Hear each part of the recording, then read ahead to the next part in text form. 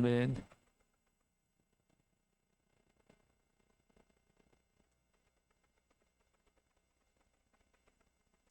다음 주부터는 그 오성경 공부 시작할 때 돌아가면서 그 대표로 한 분이 이제 기도하고 시작하도록 그렇게 하겠습니다. 자, 오늘은 고린도전서 10장 11절에서 13절입니다.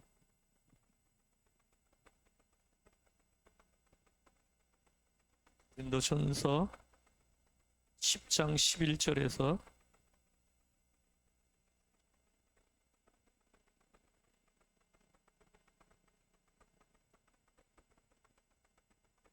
함께 합독해서 읽겠습니다. 시작. 그들에게 일어난 이런 일은 본보기가 되고 만난 우리를 깨우치기 위하여 그런즉 선줄로 생각하는 자는 넘어질까 조심하라. 사람이 감당할 시험 밖에는 너희가 당할 것이 없나니 오직 하나님은 미쁘사 못할 시험 당할 허락하지 아니하시고 시험 당할 즈음에 또한 피한 길을 내사 너희로 능히 감당하게 하시느니라. 아멘. 아멘. 12절에 보면 13절 보겠습니다. 사람이 감당할 시험 밖에는 너희가 당한 것이 없나니 오직 하나님은 미쁘사 너희가 감당하지 못할 시험 당함을 허락하지 아니하시고 시험 당할 즈음에 또한 피할 길을 내사 너희로 능히 감당하게 하시느니라. 아멘. 여러분에게 한번 여쭤보겠습니다.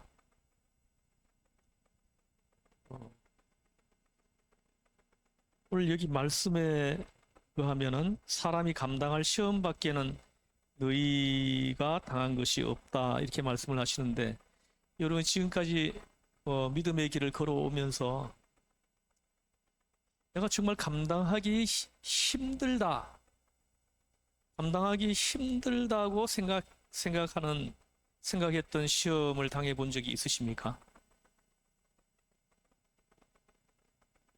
있으실 것 같은데요. 정말 감당하기가 도저히 힘들고 어렵다 이렇게 느껴본 그런 사안을 대한 적이 있으시냐 하는 질문입니다.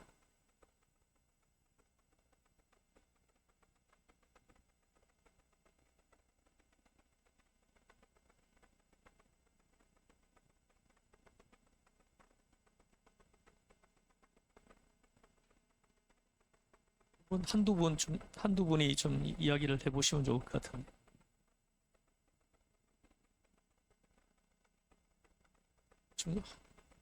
지금까지 살아오면서 능히 다 감당할 만한 시험이었다. 이런 분은 대답할 것이 없지만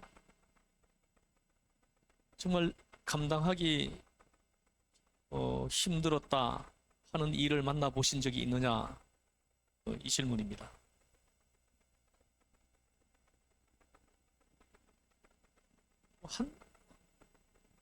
많이 있으실 것 같은데요?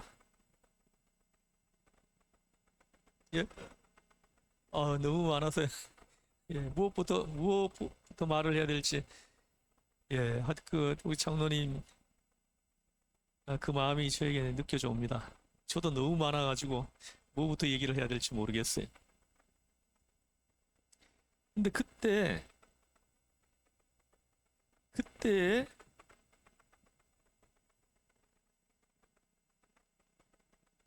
그것이 시험으로 느껴졌어요? 시련으로 느껴진 거예요? 그 일을 만났을 때 그 일이 나에게 시험으로 좀 느껴졌느냐? 아니면 시련으로 느껴졌느냐?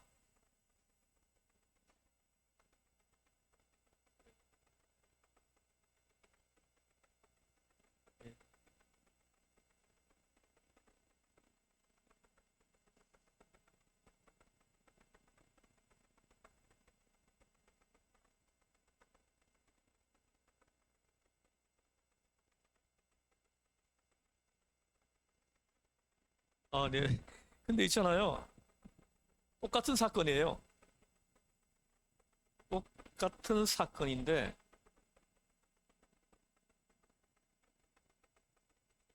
어떤 때는 이게 시험이 되기도 하고 이게 실현이 되기도 하거든요. 그래서 어떤 사건이 내 인생에서 발생을 했어요. 그것이 어떨 때는 시험이 되기도 하고 어떨 때는 실현이 되기도 한단 말입니다. 그런 체험이 있죠, 그죠?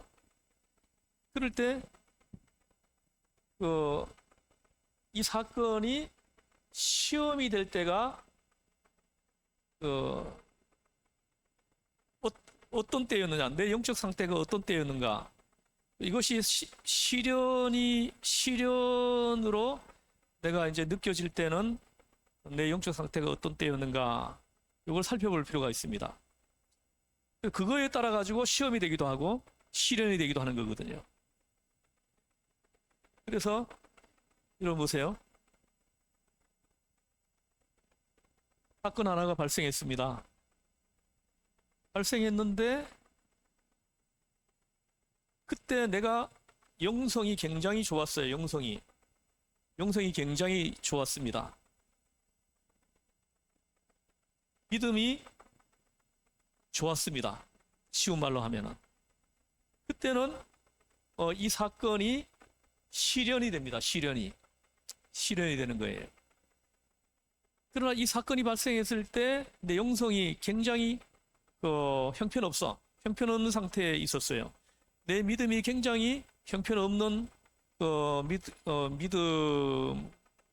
믿음이었을 때예요. 그러면 그것은 거의 백발백중 시험이 됩니다. 이 사건이 시험이 된다는 거죠. 예를 든다 그러면은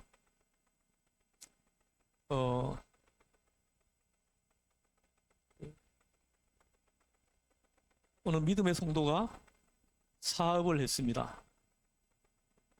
사업을 했는데 어느 날 이 사업이 기우는 거예요. 기울고 문을 닫아야 되는 이런 상황에 직면을 했습니다. 그럴 때 이게 시험이 되기도 하고 시련이 되기도 한다는 거죠. 그럴 때 믿음이 크고 충만해 있을 때 영성이 아주 높아져 있을 때는 그것은 나에게 시련이 될 수는 있어도 시험은 되지 않습니다.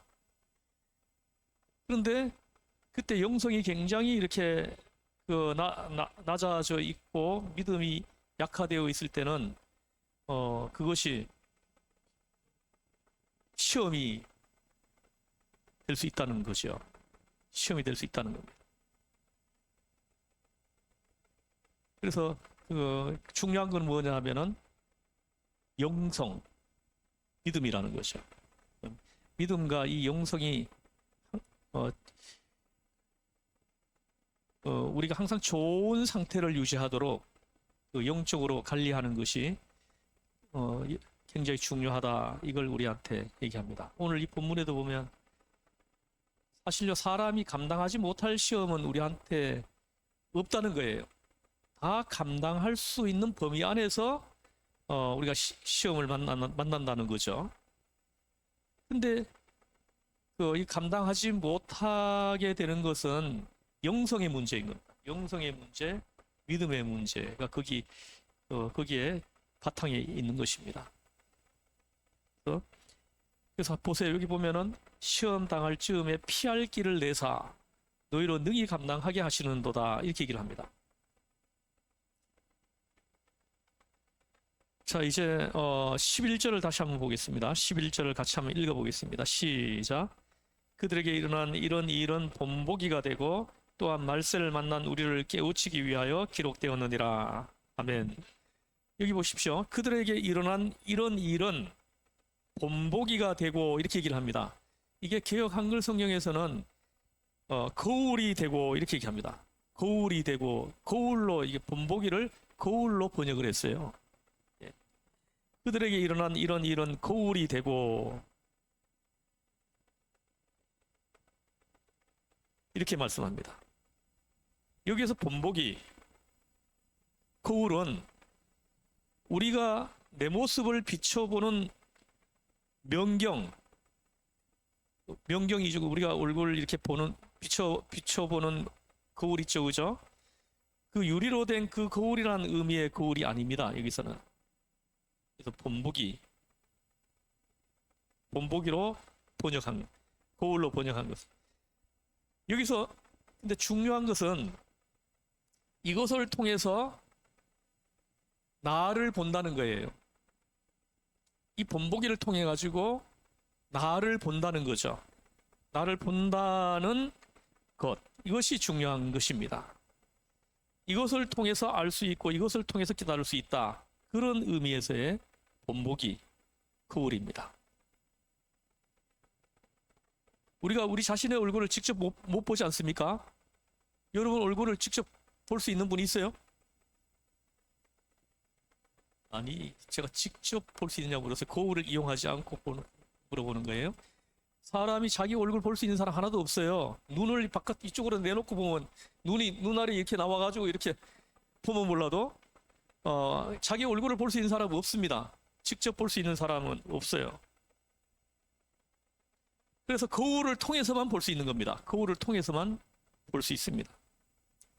만일에 거울이 없다면은, 이 본보기가 없다면 우리는 우리의 얼굴을 제대로 모를 겁니다.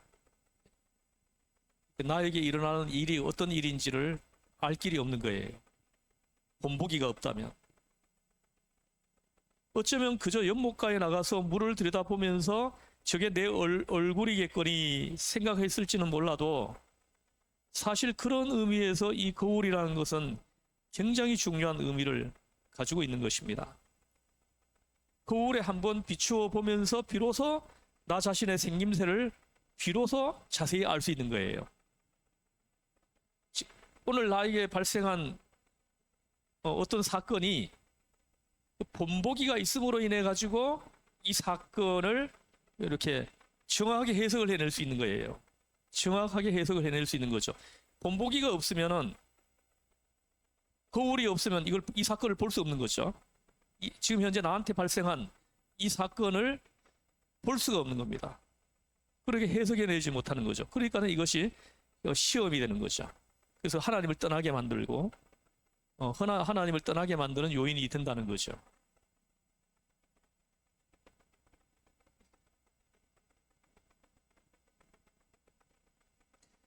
이 성경책은 역사책입니다. 역사를 기록한 거예요. 이스라엘의 역사 속에 계시하신 하나님의 그 계시 사건을 보면서 이것을 통하여 우리가 하나님을 만나고 하나님을 알게 된다는 거죠. 이 역사 속에 계시된 하나님의 그 계시 사건, 본보기들, 그 거울을 통해 가지고 우리가 하나님을 만나고 하나님을 알게 된다는 거죠.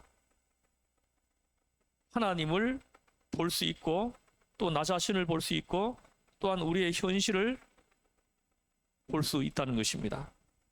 더욱 중요한 것은 우리에게 약속된 미래를 볼 수 있다는 거죠.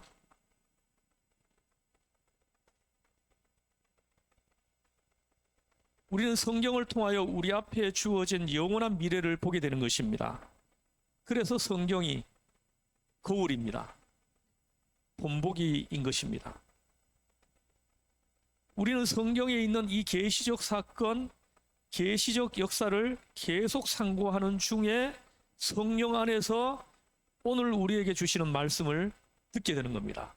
오늘 하나님이 나에게 이 사건을 통해 가지고 나에게 주시는 음성을 듣게 되는 겁니다. 그래서 요즘 어떤 분을 보면은 하나님의 음성을 들었다고 이렇게 하는 분들이 가끔씩 있어요. 들었는데 항상 내가 물어봅니다. 하나님 음성을 어떻게 들었습니까? 하고 내가 물어보면은 이렇게 말씀을 통해서 들었습니다 하는 사람도 있는데 직접 하늘에서 들려오는 음성을 들었다고 이렇게 얘기하는 분도 있어요. 저는 이렇게 직접 이렇게 음성을 누구야 하고 들려준 들려오는 그 음성을 들었다고 하는 사람들은 굉장히 위험합니다. 그 신앙이 많이 잘못되어 있을 수 있어요. 그래서 우리는 이 성경을 통해 가지고 말씀을 통해서 오늘 나에게 주시는 주님의 음성을 들어야 된다는 거죠. 이런 신앙을 가지고 신앙생활 하는 사람들이 가장 건강한 신앙인입니다. 말씀을 통해서 듣는 거예요. 그 본보기를 통해서, 그 거울을 통해 가지고 오늘 나를 보고 오늘 하나님이 나에게 주신 음성을 들을 수 있다는 거죠. 오늘 지금 굉장히 중요한 이야기를 하고 있는 겁니다.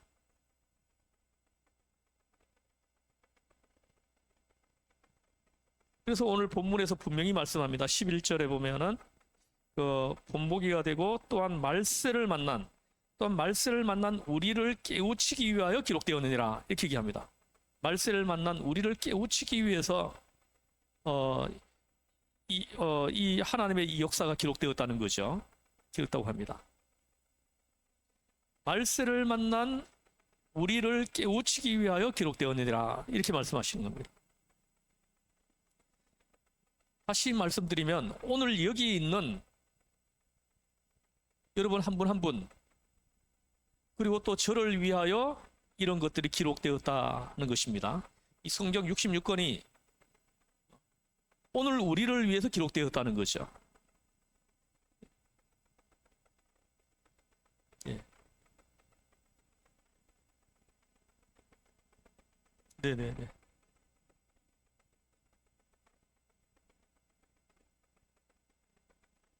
예, 이게 말세 성경에서 말씀하시는 말세가 언제인가 이걸 이제 좀 기억할 필요가 있어요. 지금 그 예수님의 승천시부터 그 예수님의 재림시까지를 말세라고 합니다. 성경에서는. 성경에서 말세하면은 요 사이를 말세라고 합니다. 그러면 지금 우리도 지금 말세를 살고 있는 거예요. 예수님이 이 땅에 오셔서 우리 그 죄를 대속하시는 대속 사역을 다 마치시고 승천하셨죠. 그래서 이 시점부터 해가지고 지금 우리가 주님이 재림에 오시는 그날까지 재림에 오시는 그날까지 살고 있는 사람을 말세에 살고 있는 사람이다. 성경은 그렇게 말합니다. 성경이 말하는 말세는 요 기간을 얘기하는 겁니다. 그래서 지금 우리도 지금 말세에 살고 있는 겁니다. 그래서 오늘 우리에게 주시는 말씀이 되는 거죠. 그래서 오늘 여기 있는 우리를 위하여 이런 것들이 기록되었다는 것입니다. 말세를 만난 우리를 깨우치기 위하여 기록되었다.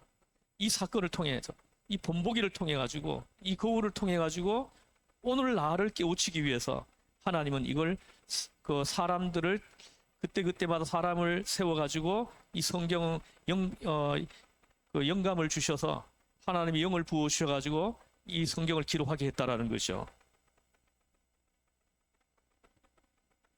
여기서 우리가 한 가지 알아야 될 것은 그 사건 자체도 중요하지만 그것이 우리를 위하여 영감 속에서 우리를 위하여 이게 중요한 겁니다. 성경에 기록되어 있는 모든 내용들이 기록된 모든 것들이 나를 위하여 영감 속에서 기록되었다는 이 사실입니다. 이것이 성경론이에요. 성경론. 바로 성경 영감설입니다.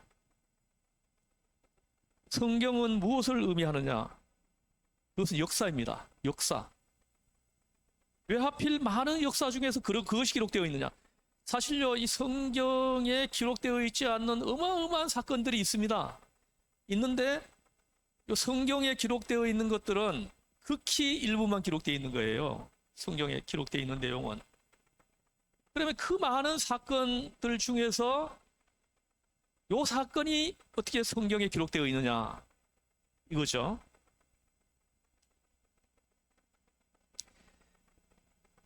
굉장히 중요한 질문입니다. 이것은 하나님께서는 우리들을 위하여 말세를 말세에 살고 있는 나를 위하여 그 사건이 선발됐다는 거죠. 그 사건이 선발되고 그 사건이 선택됐다는 거예요. 선택되고 또 수집되고 기록되어서 이게 전승을 통하여 우리에게 전해지고 있다 하는 것입니다. 수많은 사건들 중에 그것이 특별히 선발됐다는 거죠. 그 사건이 선발되고 선택되어서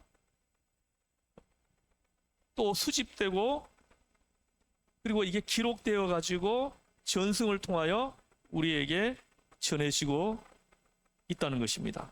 그러니까 우리는 경건하게 신앙 중에서 이것을 받아야 한다는 거죠. 경건한 신앙 중에서 경건 시간을 통해 가지고 이 말씀을 받아야 된다는 겁니다. 오늘 나에게 주신 말씀으로 받아야 된다는 거죠. 그래서 예수님도 항상 말씀하시고 난 다음에 귀 있는 자는 들을지어다 이렇게 말씀하셨어요. 오늘 나에게 주신 말씀으로 들을 때 이 말씀은 나에게 여러분에게 이게 능력이 된다는 거죠. 이 말씀이 능력이 되고 역사가 일어나게 되고 기적이 일어나게 하는 말씀이 된다는 거예요. 이게 나에게 주시는 말씀이 아니고 누군가 다른 사람에게 주는 말씀이 된다 하면 나하고는 아무 상관없는 말씀이 되는 거예요.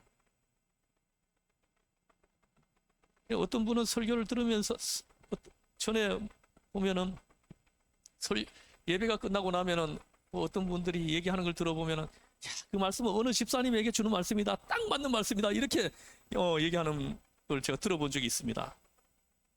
자기에게 주는 말씀으로 안 듣고 다른 사람에게 주는 말씀으로 듣는 거예요. 이런 사람에게는 이 말씀은 하나님의 말씀이 아니에요. 불행하죠. 하나님의 말씀으로 안 듣는 거예요. 자기에게 주는 말씀으로 안 듣는다는 거죠.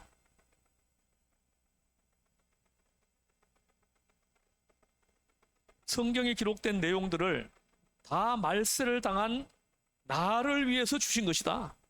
우리를 위해 주신 것이다.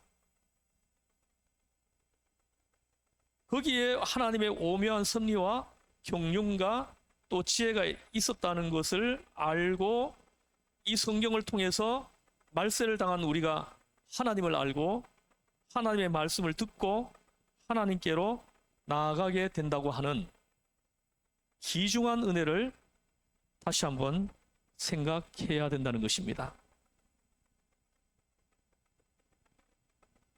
이 성경에 기록된 목적, 그 많은 역사들이 기록된 이유, 성경에 보면 어마어마한 역사가 기록되어 있죠. 수많은 사건들이 기록되어 있습니다. 그 많은 역사들이 기록된 이유, 그것은 바로 우리에게 있다. 우리를 위한 것이다. 우리에게 주시려고 이 말씀이 있다는 거죠. 바로 나 자신을 위한 것이다 하는 인식으로 경건한 자세로 성경을 읽어야 한다는 말씀입니다.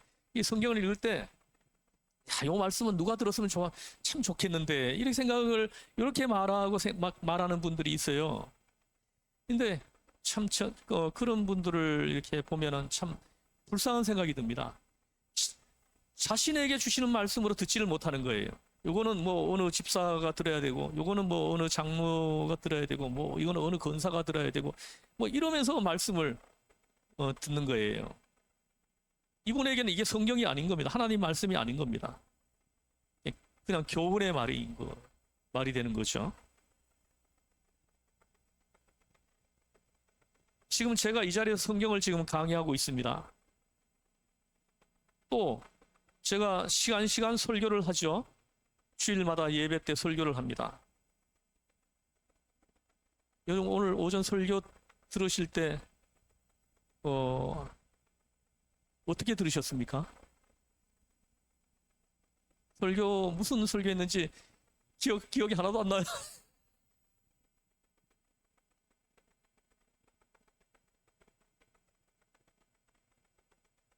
오늘 오전에 들은 설교를 한번 얘기해 보면 좋겠네요. 나에게 들려진 말씀은 어떤 말씀이었어요?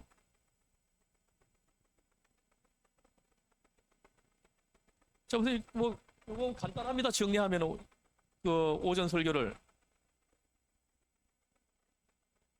하나님께 가까이 나아가는 방법으로 율법을 주셨다는 것. 이게 첫 언약이에요. 첫 언약입니다. 근데 이게 사람이 이게 너무 이렇게 그 부족하다 보니까는 이 율법을 가지고는 하나님 앞에 나아가기가 힘든 거예요. 그래서 하나님이 그 또 장치를 하나 주셨는데 그 장치가 성막이라는 거죠. 성막. 성막 제도를 통해 가지고 하나님께 가까이 나아갈 수 있는 새로운 길을 또 만들어 주셨다라는 거죠. 근데 이것도 불완전한 거예요. 이 제도를 가지고도 우리가 하나님 앞에 나아가는 방법으로 완벽하지 못하다는 거죠. 막 짐승을 잡아야 되잖아. 그때마다 짐승을 잡아야 되고, 뭐 피를 받아야 되고, 뿌려야 되고. 그래 놓고도 모르고 짓는 죄, 알고 짓는 죄는 혹시 몰라도 모르고 짓는 죄는 이게 없어졌는지 안 없어졌는지 이게 막 불명확한 거죠.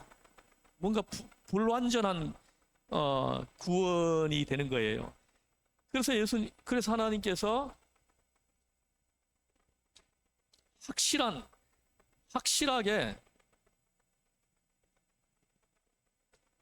완전한 구원을 우리에게 주셨는데 뭐냐? 바로 예수 그리스도. 예수 그리스도를 주로 시인하고 예수 그리스도를 구주로 믿고 신앙을 고백하는 사람은 누구도 예외 없이 제사함을 받고 구원에 이르고 하나님의 자녀가 되는 이런 놀라운 은혜를 주셨다는 거죠. 이거는 뭔가 좀 불완전해요. 근데 이거는 완벽하다는 거죠. 완벽하다는 거예요. 완전한 구원을 우리한테 주시는 길을 하나님이 주신 거예요. 바로 독생자를 보내셔가지고 십자가에 못 박아가지고 피 흘려 죽이셨다는 거죠. 제물이 되게 하신 거죠. 그래서 그 예수를 그 십자가에서 매달려 흘리신 그 보혈의 피가 내 죄를 씻어 주신다는 것을 믿는 사람은 제사함을 받고 구원을 받고 하나님의 자녀가 되는, 이거는 누구도 예외 없다는 거죠. 예외 없습니다. 뭐 지위가 높은 사람이라고 그래가지고 뭐 생략 받고 하는 것이 아니고, 또 뭐 돈이 많다 그래가지고 또 뭐가 생략 되는 것도 아니고, 예? 모든 사람에게 동일하게 적용되는 그 과정을 주셨다라는 거죠. 그래서 누구든지 뭐 거지도 또 뭐 노숙자도 또 깡패도 또 뭐 이렇게 돈 많은 사람도 지식인도 많이 배우지 못한 사람도 누구든지 죄를 회개하고 하나님을 믿지 않았던 그 죄를 회개하고 예수님을 구주로 고백하고 예수님을 주로 시인하고 예수님을 내 인생의 주인으로 영접해 드리고, 그리고 십자가에 흘리신 그 보혈의 피가 내 죄를 씻어 주신다는 것을 믿는 사람은 누구든지 예외 없이 제사함을 받고 구원에 이르게 하고 하나님의 자녀로 신분을 바꾸어 주셨다. 이것이 오늘 오전 설교 내용의 핵심이에요.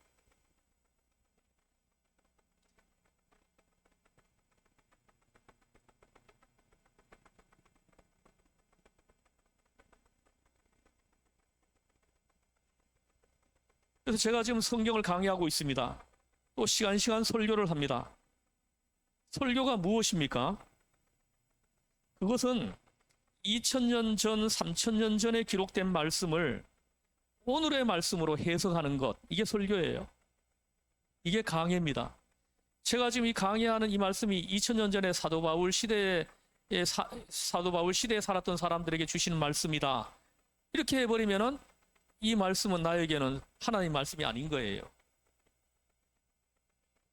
오늘 나에게 주시는 말씀이다. 오늘 나에게 주신 말씀으로 아멘하고 응답하는 사람에게는 이 말씀은 하나님의 말씀이 되는 거죠. 하나님의 음성이 되는 거예요. 그래서 3,000년, 2,000년 전에 기록된 말씀을 오늘의 말씀으로 해석하는 것. 그 말씀은 바로 오늘 우리에게 주시는 말씀이다. 오늘 나에게 주시는 말씀이다. 이렇게 받는 거죠. 그것을 이제 설명하는 것이 바로 설교인 것입니다.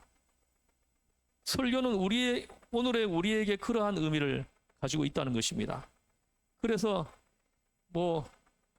이른바 잘하는 설교, 은혜 있는 설교가 무엇입니까? 그 설교 말씀을 들을 때, 오늘 읽은 본문 말씀이 나를 위해서 이 시대를 사는 바로 나를 위해 오늘 내가 당한 바로 이 문제 해결을 위하여 나에게 주신 말씀이구나. 이렇게 받아들일 수 있게 하는 설교가 잘하는 설교이고 은혜 있는 설교인 것입니다. 설교자는 성경에 나오는 것을 3,000년 전 이야기가 아니라 어디까지나 오늘 나에게 주시는 말씀으로 깨닫도록 중재 역할을 하고 통역자가 되고 해석자가 되는 것입니다. 제가 여러분들에게 이 말씀을 지금 중재하고 통역하고 해석해 주는 겁니다. 오늘 우리에게 주신 말씀으로 들려지게 하는 거죠. 오늘 우리가 이스라엘 사람들의 역사를 봅니다. 저들이 하나님을 믿지 않다가 징벌당하고 하나님을 원망하다가 죽고 우상숭배하다가 많은 사람들이 멸망했죠. 이런 이야기를 보면서 불신앙의 사람이 되어서는 안 되겠다. 이걸 내가 깨닫는 거예요. 내가 저렇게 해서는 안 되겠다. 그래서 나를 하나님이 구원하시기 위해서 이 말씀을 기록해 놓았구나. 이렇게 이 말씀을 받는 거죠. 그럴 때 이 말씀은 나에게 생명의 말씀이 되고 능력의 말씀이 되고 살아있는 하나님의 말씀이 되는 것이죠.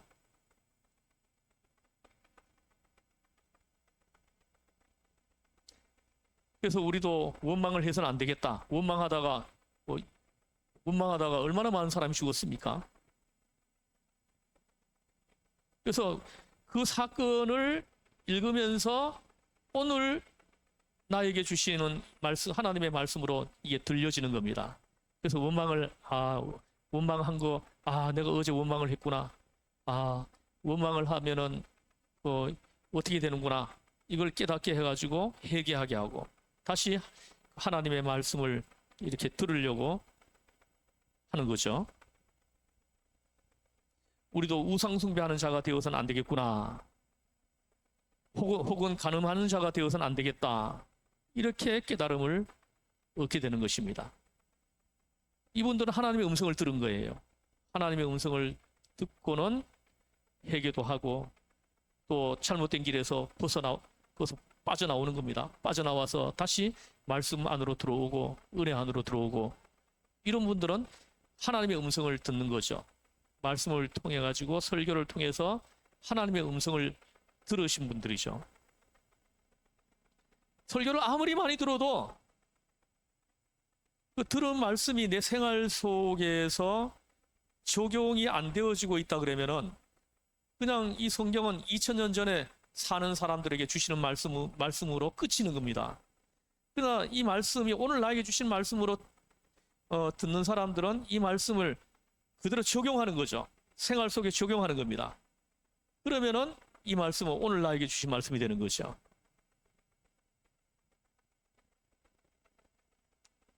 그 사건들을 통하여 성경은 오늘 나에게 강력히 말씀하시는 겁니다. 강력하게 말씀하시는 거예요. 하나님이 음성으로 들려주시는 그 사건을 통하여 나에게 음성으로 주시는 거예요.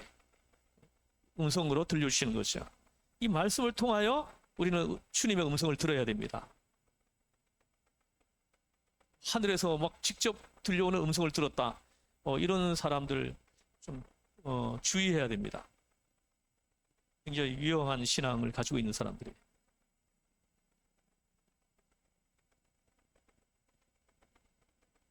그 말씀을 바로 들을 수 있어야 하고 말세를 당한 오늘 우리를 위해서 주시는 말씀이다. 오늘 나에게 주시는 말씀이다. 이렇게 우리는 받아야 된다는 거죠. 또 하나는 12절, 13절입니다. 같이 한번 읽어보겠습니다. 시작.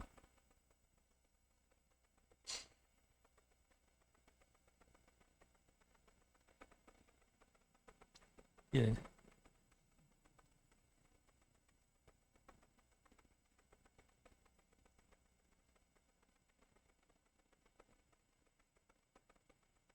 아멘. 어, 여러분들에게 이 말씀이 여러분들에게 큰 힘, 큰 능력이 되기를 주에서 축복합니다. 자, 이번에는 시험을 끄집어내서 이야기를 합니다. 시험. 아까 제가 들어가기 전에 제가 시험에 대해서 간단하게 이야기를 했는데요. 오늘 본문에서 바울은 시험에 대하여 아주 귀중한 진리를 말씀하고 있습니다. 시험은 헬라말로는 페이라조라고 합니다. 페이라조.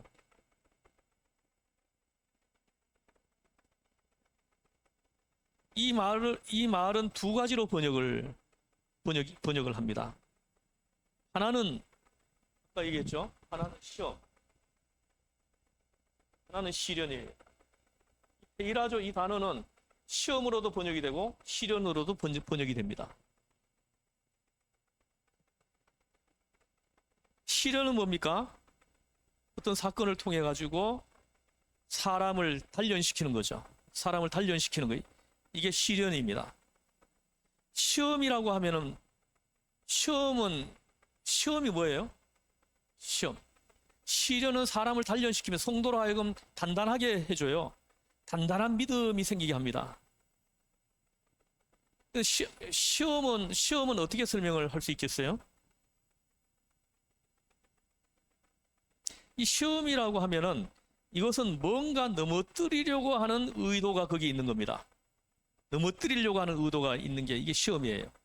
그래서 그 성도들을 마귀는 호시탐탐 빼앗아 가려고 하는 거예요. 넘어지게 하려고 시험을 자꾸 주는 거예요. 뭐 사업이 실패하게 하기도 하고 막 하는 거죠. 근데 성경에도 보면은 요셉의 형들이 동생을 미워해가지고 노예로 팔죠, 그죠? 이게 다 시험입니다. 시험인데, 네?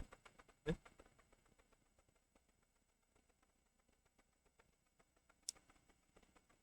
시험이죠. 시험이에요. 성경에는 수많은 시험 당하는 이야기를 기록해 놨어요. 그래서 그때 아까도 잠깐 얘기를 했지만은 영성, 믿음이 이것이 클 때는 시련이 되는 거예요. 이게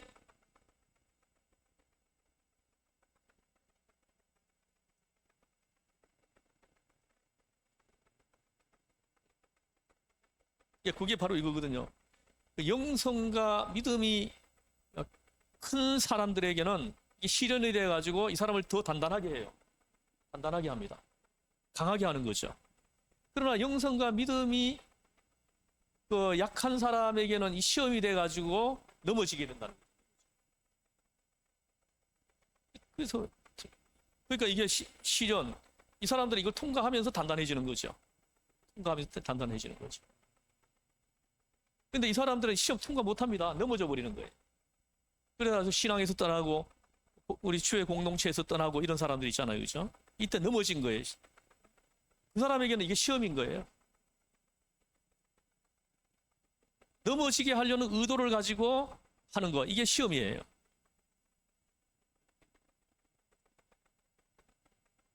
뭔가 넘어뜨리려고 하는 의도가 이 시험 속에 있는 걸 봐야 됩니다. 그래서 시험이 왔을 때는 나를 넘어뜨리려고 하는 마귀의 계교가 이 사건 속에 있구나, 이걸 알아차리고 그 마귀의 계교를 때려 부셔뜨리고 통과해야 되죠. 그러면은 새로운 길이 또 열립니다. 새로운 길. 아까 우리 집사님이 아브라함이 이삭을 바치는 그 사건을 시험의 사례로 이렇게 언급을 하셨는데, 시험이죠. 엄청난 시험이죠. 엄청난 시험이에요. 그래서 그 아브라함이 이거 넘어질 수도 있는 거예요. 넘어질 수 있는 거. 나는 차라리 하나님을 버리겠다. 내가 어떻게 백살이 얻은 이 독자를 내가 그렇게 번제로 내가 바칠 수 있겠느냐. 이렇게 되면 이거 시험인 거죠, 진짜. 근데 아브라함은 그 말씀에 순종했다는 거죠. 그래서 이 시련이 되는 거죠. 아브라함에게는 그게 시련이 되는 겁니다. 통과했습니다. 그래서 통과하면서 단단해진 거예요. 그래서 아브라함을 가리켜가지고 믿음의 조상이다. 이렇게 우리가 호칭을 합니다. 우리 아브라함 하면 믿음의 조상이에요. 그래서 여러분들도 여러분 가문의 믿음의 조상이 되기를 주 예수는 축복합니다. 가문의 아브라함이 되는 거예요. 믿음의 조상이 되는 거죠.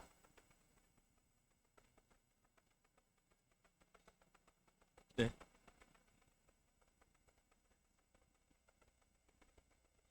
네. 그렇죠. 그렇죠. 맞죠. 그래서 사실은 이 영성과 믿음이 그 풍성하게 있을 때는 다 이길 수 있습니다. 다 통과할 수 있어요. 다 통과할 수 있는 시험을 준다는 거죠. 그 통과 못할 거는 우리한테 아예 주지도 않는다는 거예요. 그래서 나중에 피할 길을 또 내주신다고 그랬잖아요. 그죠? 피할 길을 주신다고. 그 보세요. 그 뭐 홍해 앞에서 그 앞에는 바다죠. 뒤에는 이집트의 전차 군단이 막 질풍노도와 같이 쫓아오죠. 시험에 빠진 거죠. 그래야 뭐 그 백성들은 난리가 났죠. 그죠? 근데 보세요. 그 하나님은 모세에게 이렇게 말하면 너는 가만히 있으라고 얘기합니다. 가만히 있어 여호와가 하나님인 것을 보라 이렇게 얘기를 합니다. 그리고 난 다음에 결정적인 순간에 바다를 갈라가지고 길을 내주시잖아요. 그죠? 피할 길을 만들어 주시잖아요. 피할 길을 만들어 준다는. 여러분 보세요. 지금 내가 예를 들어 가지고 내가 어떤 사업을 하고 있어요. 하고 있는데 그 사업을 망하면은 내가 죽을 것 같지만 아니에요. 아닙니다. 하나님은 또 다른 것을 보게 하려고 하실 수도 있는 거예요. 우리가 믿음으로 그렇게 해석을 하면 이건 시련이 되는 거예요. 내가 사업이 망하는 것은 시련이 되는 거죠. 그걸 통과하면서 더 믿음이 단단해지는 거죠. 단단해집니다. 사실 저는 뭐 고향을 떠날 때 나는 고향을 떠나면 뭐 죽는 줄 알았습니다. 내가 공부를 한 게 있습니까? 기술을 배운 게 있습니까? 뭐 아무것도 없는데 나와가지고 그 서울에 올라가면은 내가 가용 견뎌낼 수 있겠느냐 했어요. 근데 떠나서 올라오니까 새로운 내 인생이 또 열렸잖아요. 열렸습니다. 내가 시골에 있었으면은 사실 고향에 있었으면은 내가 그 물질적으로는 부유하게 살았을 거예요. 근데 그때 뭐 인삼 재배를 많이 해가지고는 그때 당시만 해도 내가 떠날 때만 해도 부유했습니다. 우리 집. 토지도 많이 마련하고 다 했었어요. 근데 저는 그거 다 버리고 떠났거든요. 떠났는데 올라오니까 또 다른 인생이 열리는 거예요. 그거 뭐 하여튼 뭐 얘기하면 복잡해요. 이 가정사라요. 제가 그 할 얘기 되게 많은데 그 얘기를 하면은 이게 안 될 것 같아요. 나중에 혹시 뭐 간증할 일이 있으면 내가 살짝 얘기해 드릴게요. 우리 부동산을 하시니까 그런 부분에 굉장히 관심이 좀 많으시는 것 같아요. 그래서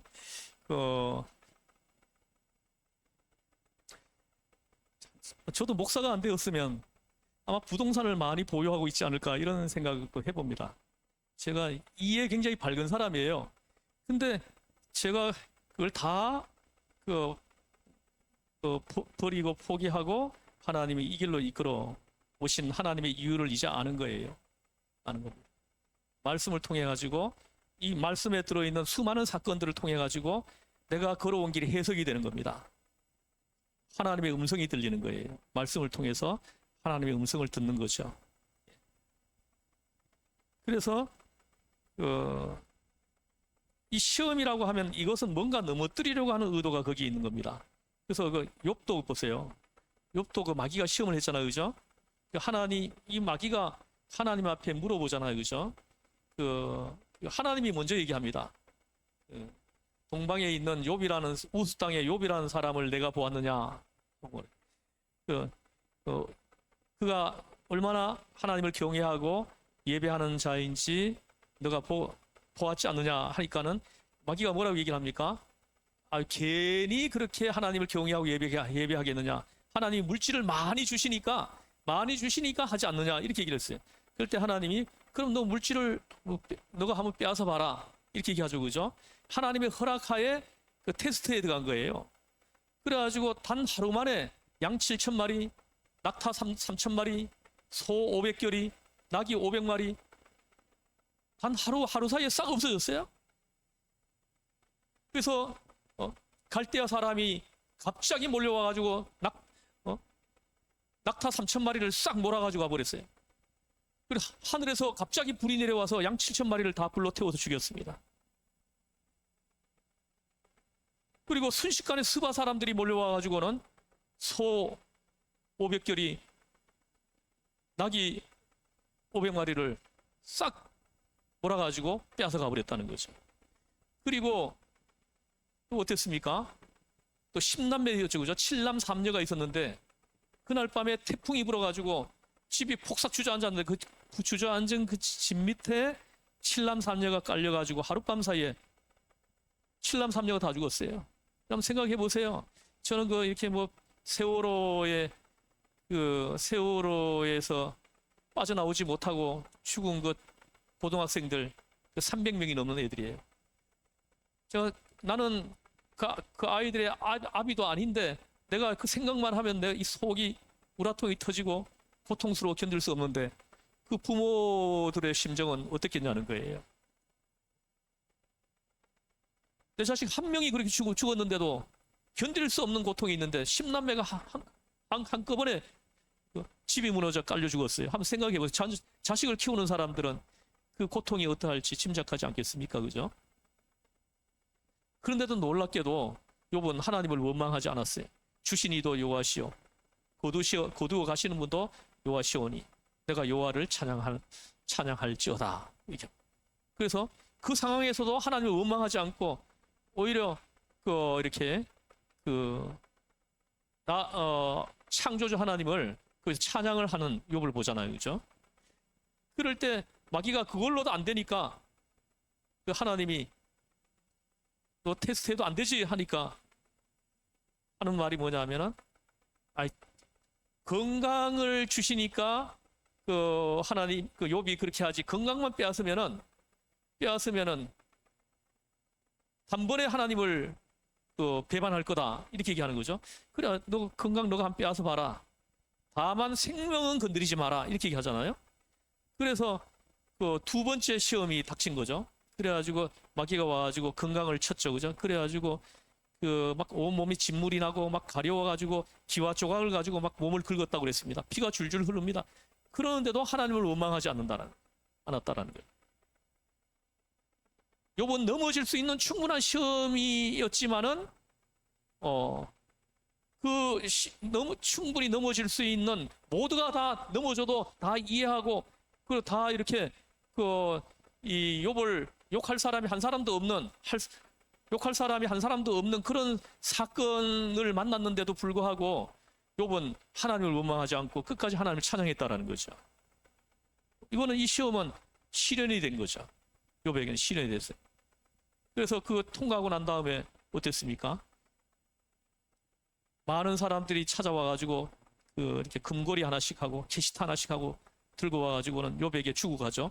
욥은 그걸 가지고 또 낙타도 사고 양도 사고 소도 사고 나귀도 사가지고는 이렇게 또 키우니까 그것들이 또 새끼를 베고 또 출산을 하고 또 키우고 하니까 순식간에 2배가 돼버린 거죠.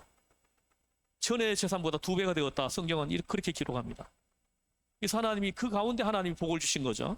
그래서 양들이 교배만 하면은 임신을 하고, 임신만 하면은 낙태가 하나도 안 되고, 출산을 하면은 병으로 하나도 안 죽고 다 무럭무럭 잘 크고 막 이런 거죠. 이건 하나님이 하시는 거죠. 이건 하나님이 복을 주시는 거예요. 그래서 여러분 보세요. 시험이 왔을 때는 여러분들 이렇게 두려워하거나 겁먹지 마세요. 하나님께서 틀림없이 주신 메시지가 그 사건 속에 있는 겁니다. 그 주신 메시지가 뭐냐? 이걸 우리는 기도하는 가운데 해석을 해내야 돼요. 해석을 해내고 하나님의 뜻을 쫓아가야 된다는 거죠.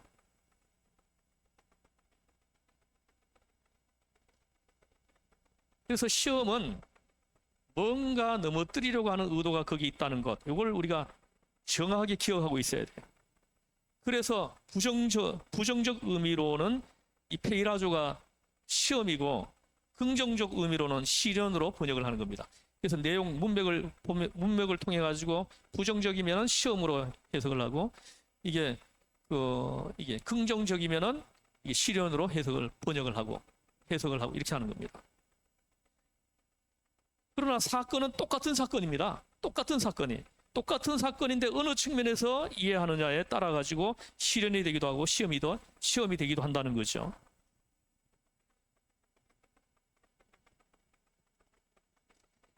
여러분, 그 시험이란 엄격한 의미에서 우리 일상생활에서 언제나 있는 거예요. 언제나 있어요. 여러분, 이런 때는 시험이 있고 저런 때는 시험이 없다고 생각해서는 안 됩니다. 그렇게 생각을 하면은 시험이 오면은 넘어질 가능성이 높아져요. 이를테면은 병드는 것만이 시험은 아닙니다. 이 병든 것이 어떤 사람에게는 시험이 돼가지고 넘어지는 사람이 있어요. 하나님을 떠나는 사람이 있다는 거죠. 근데 여러분 생각해 보세요. 건강한 것도 시험인 거예요. 왜요? 이 건강하니까 죄를 짓지 않습니까? 병들면 사람들이 죄를 안 짓습니다. 병들면은. 그러나 건강하니까 죄를 짓는 거예요, 사람들이. 막 음란죄 짓지요. 뭐 별죄를, 이게 다 건강할 때 짓는 죄들 아닙니까? 또 잘 안 되는 것만이 시험이라고 할 수는 없습니다. 내가 뭘 할 때 잘 돼야 되잖아요, 그죠? 근데 잘 안 되는 것만 시험이라고 할 수 없다는 겁니다. 잘 되는 것이 시험일 수도 있어요. 왜입니까? 그 잘 되는 것 때문에 내가 하나님에게로부터 떠나게 될 수 있고, 또 자꾸 죄를 짓게 하는 겁니다. 사람들이 잘 되면 있잖아요, 돈이 많이 생기게 되면 자꾸 죄를 짓게 됩니다. 안 하든지 자꾸 하고 막 그렇게 되는 거예요. 그래서 잘 되는 것이 시험이라는 거예요. 그래서 여러분, 너 자꾸 잘 되게 해달라고 기도하지 마세요. 잘 되게 해달라고 기도하지 말고 내가 하나님을 경외하고 예배하는 자로 항상 서 있게 해주세요. 어떤 상황에서도 예배자가 되게 해주세요. 이렇게 우리는 기도해야 됩니다. 그것이 지혜로운 기도예요. 잘 되게 해달라. 이렇게 기도하는 것은, 이렇게 기도하는 사람들은 죄를 많이 짓게 해주세요. 이렇게 기도하는 거하고 결과적으로 보면은 같을 수가 있다는 거죠. 언제나 시험은 있습니다. 누구에게나 제약 중에만 있는 것이 아닙니다. 믿는 사람에게 시험이 있다는 거예요. 믿는 사람에게 시험이 있다는 거죠. 희한하게 믿는 사람도 병이 들어요. 믿는 사람도 사고가 납니다. 예수님 영접하고 예수님을 주로 고백하면 사고도 안 나고 병도 안 들고 이래야 되는데 그렇지 않다는 거예요. 믿는 사람도 암이 걸리더라고요. 믿는 사람도 사고가 나더라고요.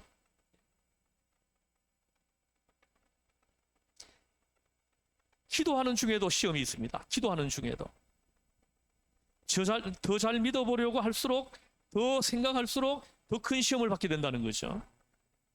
시험은 떠날 수가 없습니다. 우리는 시험을 떠날 수 없어요. 왜요? 선택이 있으니까요.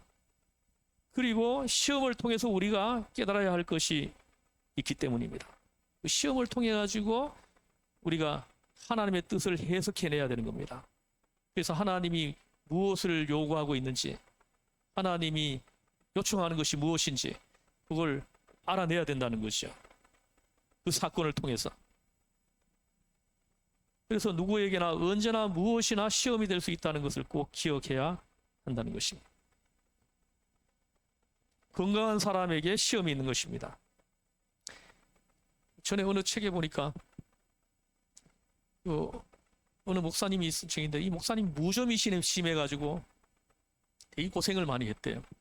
그래가지고 이제 나이 한 70 가까이 돼가지고 그 병원을 갔는데 병원 의사 선생님이 너무 걱정하지 말라고 그러더래요. 조금 있으면 없어집니다 이러더라고요. 나이가 들면은 무좀도 없어진대요. 나이가 들면. 그래서 왜 그러냐 그랬더니 그 나이가 들면은 이 발가락 이런 데 땀이 안 난대요. 그래야 땀이 안 나니까 무좀이 먹을 것이 없으니까 그냥 없어진다는 거예요. 그래서 여러분 보세요. 우리가 무좀이 생기는 것도 우리가 젊기 때문에 생기는 거예요. 젊기 때문에 생기는 겁니다. 이 시험은 건강한 사람들에게 생기고 그리고 젊은 사람들에게 생기고 그런 것입니다. 힘없는 사람한테는 시험이 안 생겨요. 힘매갈이 없는 사람들한테는.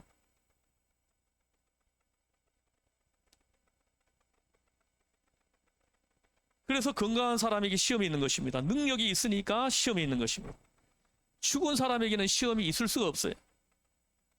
여러분에게 시험이 자꾸 생긴다는 것은 여러분들이 살아있다는 것입니다. 여러분들이 지금 건강하다는 증거예요. 죽은 사람에게는 마귀가 집적거리지도 않습니다. 다 죽었는데 뭘 건드립니까? 그래서 여러분 보세요. 신앙생활도 열심히 하는 사람한테 자꾸 시험이 생기는 거예요. 그냥 신앙생활 하는 둥 마는 둥 이런 사람들한테는 시험이 없어요.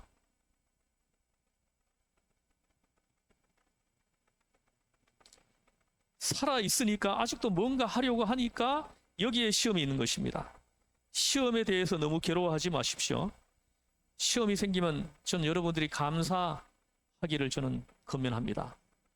시험이 생긴다는 건 내가 아직 살아 있다는 그 확실한 증거인 거예요. 내가 그 영적으로 죽은 사람 같으면 시험도 안 생긴다는 거예요. 살아 있기 때문에 시험이 생긴다는 거죠. 아직도 내가 살아 있구나 이렇게 생각을 하시면 돼요. 그러면 감사가 나온다는 거예요. 여러분 시험하면 이것 한 가지를 알아야 합니다. 시시한 시험이 오거든 이 마귀가 나를 얼마나 시시하게 보면은 이런 시시한 시험을 나한테 주는가 이렇게 생각을 하셔야 됩니다. 나를 뭐 얼마나 없인 여기면은 이따위 시험을 주느냐 이렇게 생각을 해야 되는 거예요. 그래서 이 마귀가 나를 시시하게 보는구나 하고 부끄러워해야 됩니다. 내가 지금 신앙생활을 얼마나 내가 열심히 안 하면은 이런 이제 하찮은 시험을 나한테 주느냐 이렇게 생각을 해야 되는 거죠. 그래서 더 큼직한 시험이 오면은 그렇지 이제야 내가 뭐 좀 알아보는구나 이렇게 생각을 하는 사람이 영성이 높은 사람이에요. 믿음이 좋은 사람들이라는 거죠. 그리고 또 하나는 시험을 당할 때 어떻게 임하느냐 그 자세가 문제입니다. 또한 나는 믿음이 문제입니다. 믿음을 가지고 대하면 이게 시련이 되는 거예요. 시험이 안 되고 시험이 시련으로 바뀌는 거예요. 믿음이 없이 대하면은 이게 시험이 되어버린 겁니다. 넘어질 수 있는 요인이 되는 겁니다. 그러니까 신앙생활의 믿음에서 넘어질 수 있는 요인이 되는 겁니다. 야고보서 1장 3절을 보시면 너희 믿음의 시련이 인내를 만들어내는 줄 너희가 알미라 이렇게 말씀했어요. 우리 다 예전에 다 암송했잖아요. 한번 따라해 보시죠. 너희 믿음의 시련이 인내를 만들어내는 줄 너희가 알미라. 너희 믿음의 시련이 합니다. 결정적으로 모든 시험의 초점이 믿음에 있다는 거죠. 믿음이 있으면 시련이 되고 믿음이 없으면 시험이 되어버린다는 거죠. 그래서 여러분들이 어떤 사건이 발생했을 때 이게 시험이 되면 내 믿음이 지금 현재 내 영성이 지금 얼마나 형편없는지를 빨리 이걸 캐치하고는 기도로 영성을 끌어올리고 믿음을 크게 해야 된다는 거죠.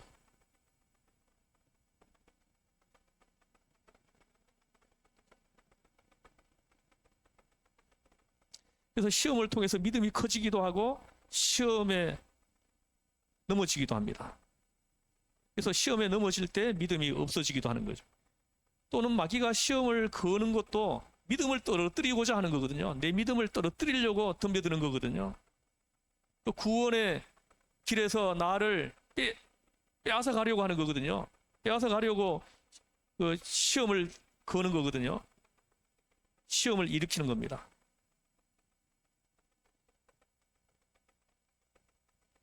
그래서 이 마귀가 시험을 거는 것은 믿음을 떨어뜨리려고 하는 거고, 또 믿음을 병들게 하려고 하는 것이고, 믿음을 변질시키려는 그 의도를 가지고 시험을 거는 겁니다. 그래서 어떻게 합니까? 의심을 불러일으키는 거예요. 의심을 불러일으킵니다. 그래서 믿음을 흔들고 넘어지게 하는 겁니다. 의심하기 시작하면 점점 깊이 시험에 빠집니다. 여러분 생각해 보십시오. 이 남편에 대해서 혹은 아내에 대해서 전적으로 아주 확실하게 믿어두면은 아무 일도 없죠. 내 배우자에 대해서 확실한 믿음이 있는 사람들은요, 내 배우자가 어디에 있든 평안합니다. 평안해요. 그런데 의심이 생기기 시작하면 어떻게 됩니까?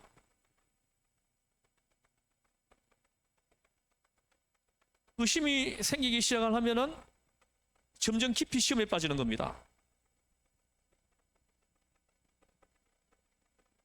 남편이 예를 들어 가지고 남편이 저녁에 늦게 돌아온다고 해보겠습니다. 남편에 대한 확실한 신뢰와 믿음이 있으면 오늘 무슨 일이 있는가 보다. 하나님께서 함께 하시고 하나님께서 보호해 주실 거야. 이렇게 편안히 있으면 되는데, 이렇게 생각하고 말면 되는데, 남편에 대한 신뢰와 믿음이 없는 배우자는 이럴 때 어떻게 합니까? 이놈이 어디로 또 샜구나. 또 누구를 만나고 있나. 자꾸 시험이 점점 깊어지는 겁니다. 점점 깊어지는 거예요. 어디서 이 시간까지 뭘 하고 있나. 이렇게 생각하기 시작하면은 이거 정신병자가 안 될 수가 없습니다. 내 배우자를 신뢰하고 믿어야죠. 우리가 경외하고 예배하는 여호와 하나님을 우리가 신뢰하고 믿어야 되죠. 믿으면 어떤 사건이 발생해도 오히려 내 믿음이 더 커지게 하는 시련이 되는 거죠. 시련이 되는 거예요. 여러분 이렇게 어떤 사건이 내 인생에 발생해가지고 내 인생이 뭐 이렇게 좀 이렇게 바뀌어지는 거, 이런 거에 대해 너무 두려워하지 마세요. 하나님께서 또 그걸 선으로 바꾸셔가지고 더 좋은 것을 우리한테 주신다라는 거죠. 요셉 보세요. 노예로 팔았잖아요. 그죠, 형들이? 근데 하나님 그걸 선으로 바꾸어가지고 보디발의 집에 가정 총무가 되게 하고, 또 그 감옥에 누명을 쓰고 들어갔지만 그 감옥에서도 또 이렇게 간수가 이렇게 모든 감옥에 갇혀 있는 사람들을 관리하는 관리자로 세워가지고 하잖아요. 그리고 애국의 총리까지 되게 하잖아요. 그죠? 보세요.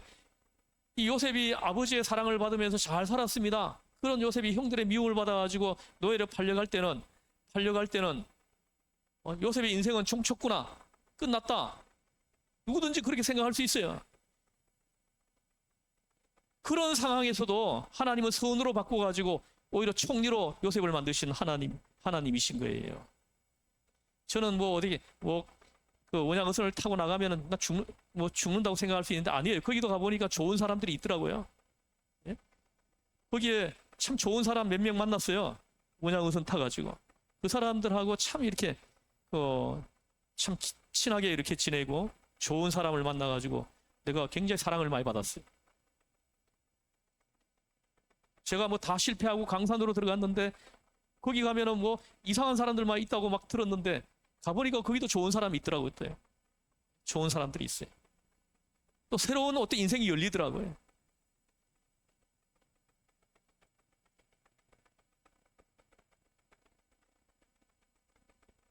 시험이 무엇입니까? 바로 의심입니다. 의심이 시험이에요. 의심을 불러일으키는 것입니다. 의심을 점점 깊게 만드는 거예요. 그래서 마지막에는 미치게 만드는 거예요. 미쳐가지고는 정상적인 행동을 못하게 하는 거예요. 이것을 여러분들이 알고 있어야 됩니다. 그래서 싸우고 부딪히고 하는 것 아니겠습니까? 모든 시험이 의심에 있는 겁니다.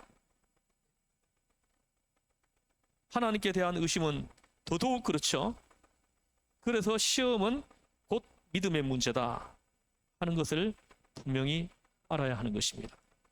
그래서 어떤 사건이 내 인생에 발생하더라도 믿음을 가지고 이 영성을 평상시에 여러분들이 영성을 이렇게 끌어올려 놓는 거예요. 경건 생활을 통해 가지고 영성을 크게 하고 믿음을 크게 하고, 이런 사람에게는 어떤 사건이 발생하더라도 그 사건이 시련은 될 수 있어도 시험은 되지 않는다는 거예요.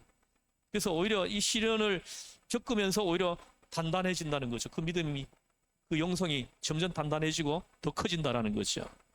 이 이치를 여러분들이, 그 영적 이치를 잘 알고 있으셔야 됩니다. 그래서 여러분들에게 앞으로도 막 별의별 문제가 다 생길 겁니다. 우리가 이 땅에서 생존해 있는 동안에 사람 사는 건 똑같죠. 뭐 부산 사람은 틀릴 것 같아도 살아보면 또 똑같아요. 또 뭐 어느 교회를 가면 좀 다를 것 같아도, 예?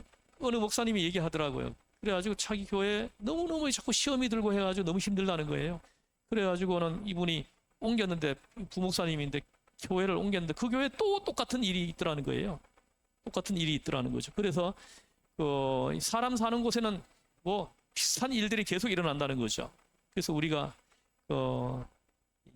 이런 이제 속성을 알고 있어야 됩니다. 그래서 우리가 기도하고 시험이, 페이라조가 시험이 되지 않게 하고 시련이 되게 해요. 그리고 이 시련을 다 겪은 다음에는 여러분의 영성과 믿음이 엄청 커져가지고 하나님이 여러분을 도구로 사용할 때 귀하게 사용하는 그런 귀한 도구가 다 되시기를 주에서 축복합니다. 기도하시겠습니다. 하나님 아버지, 오늘 두 가지 말씀을 가지고 공부했습니다. 하나는 이 성경에 기록되어 있는 모든 사건들이 오늘 나에게 주시는 말씀이다 하는 것을 공부했고, 또 하나는 페이라조, 이게 내 인생을 살면서 어떤 사건이 내 인생에 발생했을 때, 이 페이라조를 만났을 때 이게 시험이 되지 않게 하시고, 그리고 그 다음에 시련이 되게 하면은 그 믿음과 영성이 더 단단해지고 더 넓어지고 더 높아지고 더 커진다는 것을 공부했습니다. 하나님, 이 말씀이 우리의 마음밭에 심어지게 하시고, 이 말씀이 내가 살아갈 때 항상 울림으로 우리에게 음성으로 들려지게 하셔서 어떤 사건을 만났을 때 그 사건을 시련으로 만드는 영적 지혜가 우리한테 있게 하여 주시길 원합니다. 하나님 앞에 귀하게 쓰임받는, 이제 우리에게 남은 시간이 얼마 안 됩니다. 하나님, 이 남아있는 시간 동안에 복음을 위하여 귀하게 쓰임받는 하나님의 도구로 하나님 우리가 이 땅에 서 있게 하여 주시옵소서. 우리를 죄에서 구원하신 예수님의 이름으로 기도드리옵나이다. 아멘.